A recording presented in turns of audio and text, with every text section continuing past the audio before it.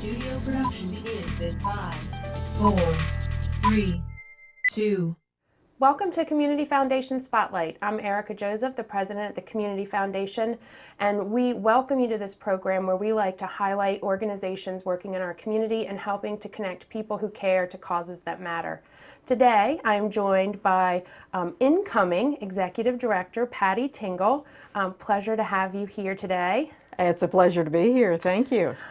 Before we get started into some of our other conversation, I know it might be always nice to remind viewers what MAC Incorporated is and the work that you do here in our community. Well, MAC is a local organization. It's been around for a number of years.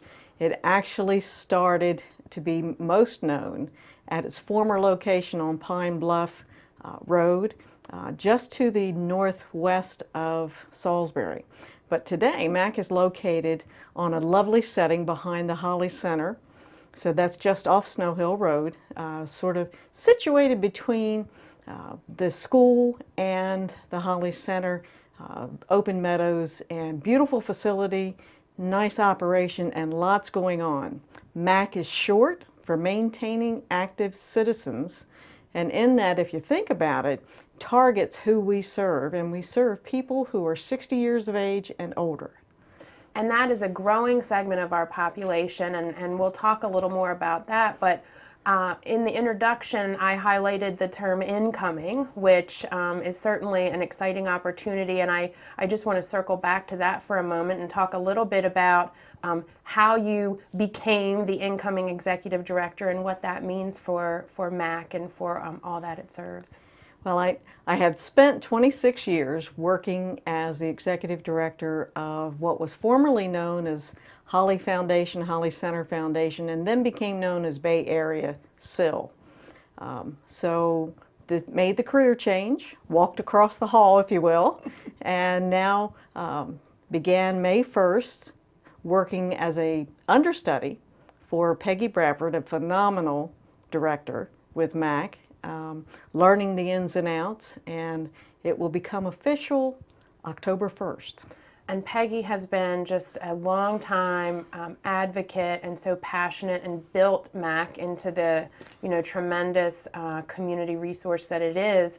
And you mentioned that the Bay Area Center for Independent Living that's there in the facility, that's one of the beauties of that Snow Hill Road location, is that it provided that opportunity for partnership among those entities. So you have MAC there, you have Bay Area SIL there, and I know you do a lot of other things within that space. You want to talk a little bit about the resource that's there at your facility itself? Well, the union of the two organizations actually allows us now to be recognized as an Aging and Disability Resource Center. And because we're co-located, we are the only co-located Aging and Disability Resource Center in the state of Maryland. But with that union, we're also able to look at expanding services jointly. So working together on projects and maintaining our independence at the same time, because we do have our separate charges.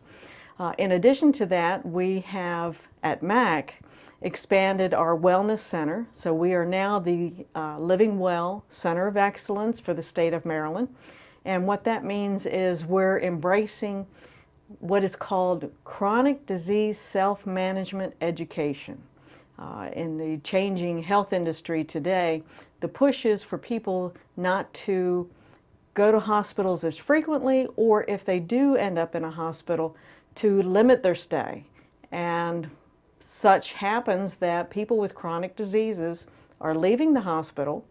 They're leaving the hospital with what yesterday we might have considered too early, but today we're looking at team coordination, team management. So how can the hospital coordinate with community services, MAC, to help people understand and manage their own chronic disease?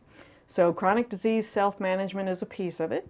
We also work with people to understand their Social Security benefits, how to enroll with Medicare, the whole insurance pieces, question, what about Medicare Part A, Part B, prescription drugs, the donut hole? How do you work through all of that? And what does all that mean? And I know from personal experience MAC is not only a resource to the individuals who are 60 and above, but also a resource for family members, caregivers, people who are trying to help loved ones navigate those questions. And MAC can be the place that helps put us on the right track of getting that and making it, not so many hoops to jump through. Exactly, because we found that if we don't also take care of that family member, that caregiver, we may be ending up providing them service. And so we want to keep our caregivers healthy, we want to keep our seniors healthy, and we want to keep them independent as long as they choose to be or want to be. Absolutely. We're with Pattie Tingle, the incoming executive director of MAC Incorporated here in Salisbury, but you serve a much larger community than Salisbury or Wicomico County, is that correct? We do. We actually serve the lower 4 counties of the Eastern Shore with our menu of services, and we partner to reach beyond throughout all of the counties in the state of Maryland with our chronic disease self-management classes. And so there are classes related to managing diabetes, managing high blood pressure, hypertension. We began to recognize that this was a avenue of service that had long been neglected, and became mostly aware of it during our work with Salisbury University and Mimo Derricker with what is called the Manifesto, where we looked at what is going on with the aging population on the Eastern Shore. And we've known for some time, in part because of the great partnership with Beacon, that the aging population is growing here in our region for a number of different reasons, and MAC and others are working to respond to both help people age in place, help people stay active and engaged, but also to help the most vulnerable of our senior citizens and older adults. So talk a little bit, as those transitions happen within our local demographics, how MAC is working to sort of try to juggle all of those balls simultaneously, because older adults are a very diverse group in themselves. In the early 70s, the Older Americans Act was signed, and it was our nation's pledge to support our frail and our elderly across the nation. Here locally, MAC was one of the first area agencies on aging established. And in that, we as citizens of the Eastern Shore signed on in our pledge to say we are going to support our seniors. And in that, we provide, through partnership in some of our surrounding counties, senior centers, Meals on Wheels programs. We also do home visits to help people take a look at what's going on inside their home to help them remain independent. Because some of the things that we leave in our house, the area rugs that might create a fall, need not to be there as we age. And so we want to kind of take a look around and say, how do we keep people safe in their own homes? And help to raise some of those questions that many of us don't even think about as we age, as our loved ones age. And it's wonderful to see that broad and diverse programming. And I know at the foundation we've had the chance to work with so many of your staff, to work alongside Peggy, to work with Leanne and Project Living Well, and all that has come of that, and the chronic disease programs, but helping to support Meals on Wheels. So it really is so important to highlight all of the different ways that you're serving that 60-plus population and the diversity that comes with that. I can hear a little bit of the passion in your voice, and I've known you for a long time in your other role, but what drew you to this opportunity to lead this community organization, MAC Incorporated? Service to the community is in my heart. It has always been in my heart, and I love the nonprofit world. I think this is one of the best places to have a career. So if anybody's thinking about nonprofit work, this is definitely a good place to consider. Nonprofits do so much, and when nonprofits partner, they can do so much more. For me, it was sort of a lifelong mission. I was the primary caregiver for aging relatives within my family, and spent many hours getting them back involved with their community. I wasn't satisfied to see them sitting at home and staring at the TV for endless hours and falling asleep in the recliner. And some days that's a good thing, but Right. not every day. So recognize that it's important to keep people active and involved. It's also true of the disability community. So engaging people and networking and getting us to feel a sense of community is really important. Yeah, excellent. And you captured that so well. As you take on, knowing October 1st, you're going to be leading MAC, and Peggy will find the joys of retirement. What do you see as some of the greatest challenges that MAC has, moving forward, into the next few years?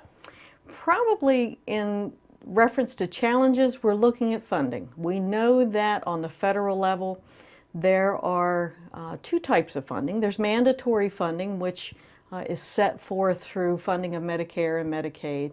And then there's what's called discretionary funding. And discretionary funding is funding for services under the Older Americans Act, funding like the senior centers or the Meals on Wheels. And those funds are going to diminish. We know that's going to happen, and it's going to diminish rapidly as our nation ages. So as our population of aging increases and the funding diminishes, we're going to have to be pretty savvy on how we generate dollars in order to maintain resources.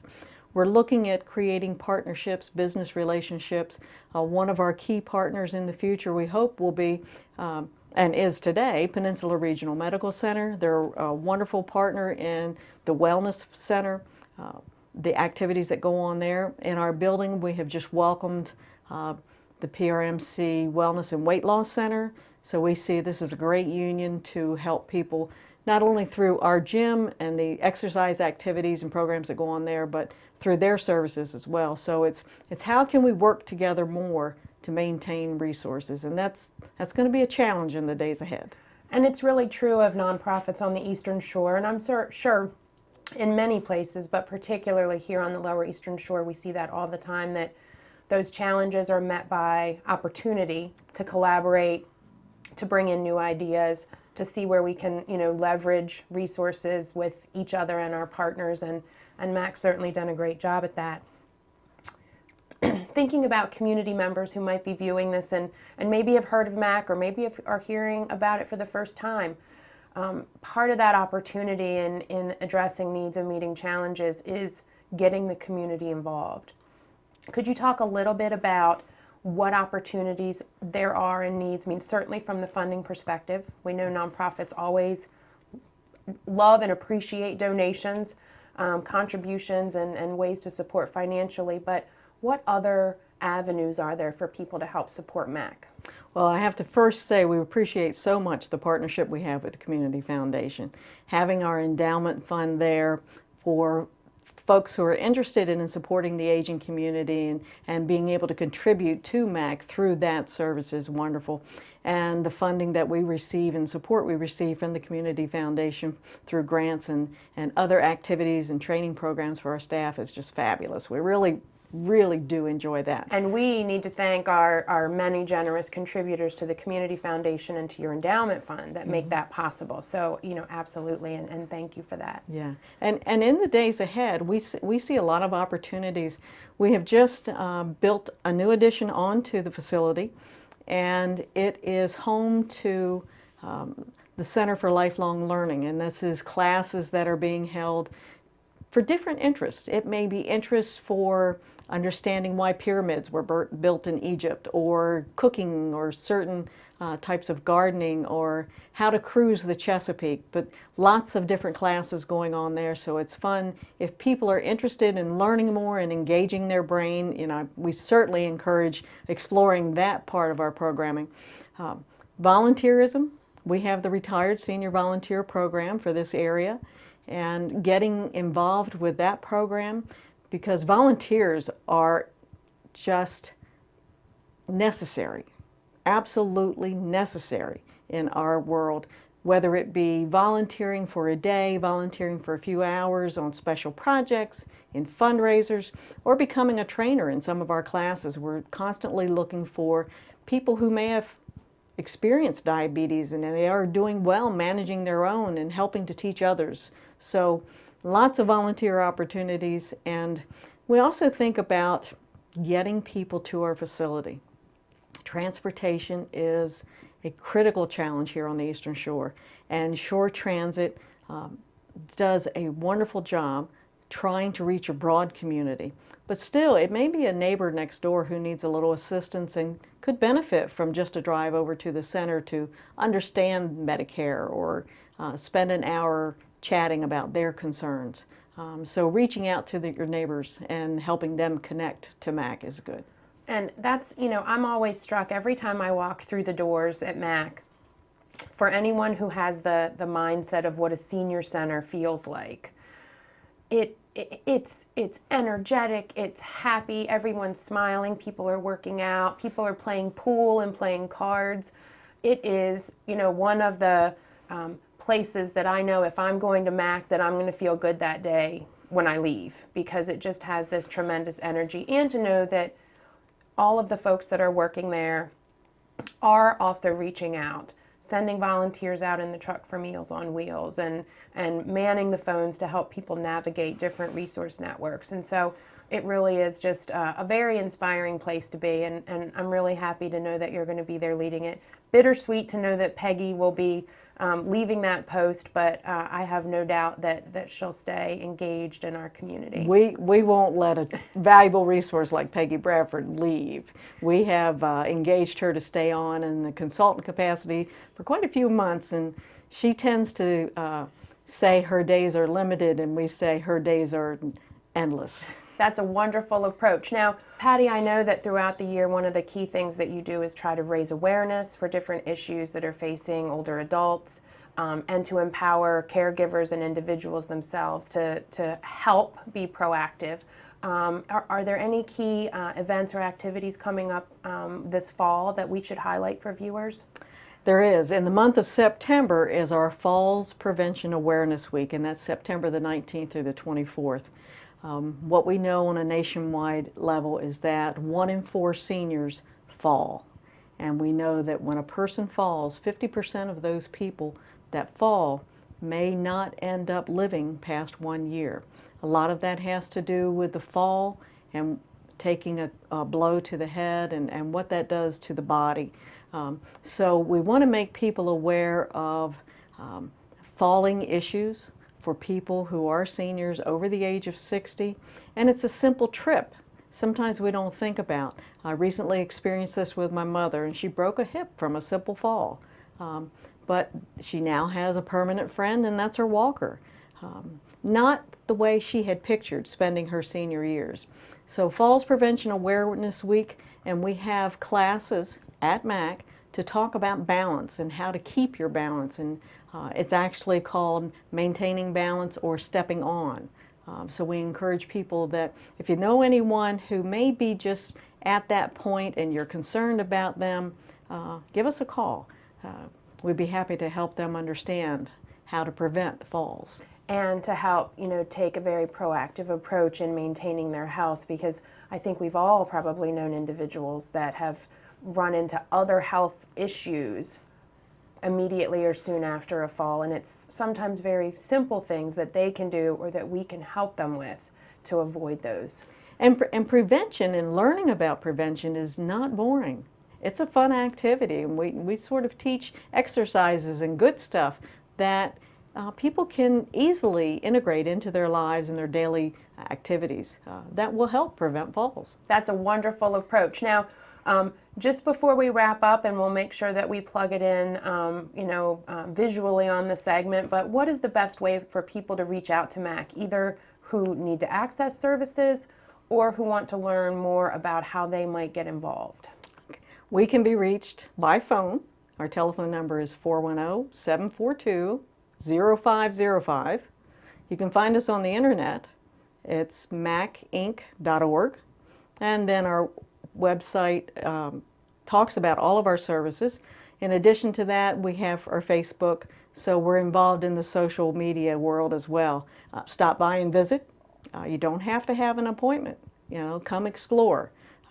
So we're always there to welcome. We're open Monday through Fridays.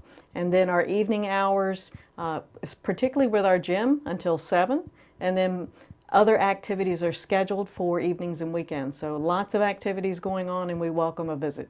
That's wonderful, and I encourage everyone, and they may run into Miss Faye. Does she still do greeting there regularly? Every day. She's the endless trooper. Yes, great smiling face when you call or when she answers the phone for you. So thank you so much for your time, Pattie, and for the ideas and energy and information that you've shared with our viewers. Well, thank you for having me. You've been watching Community Foundation Spotlight. I'm Erica Joseph, and we'll look forward to seeing you next time.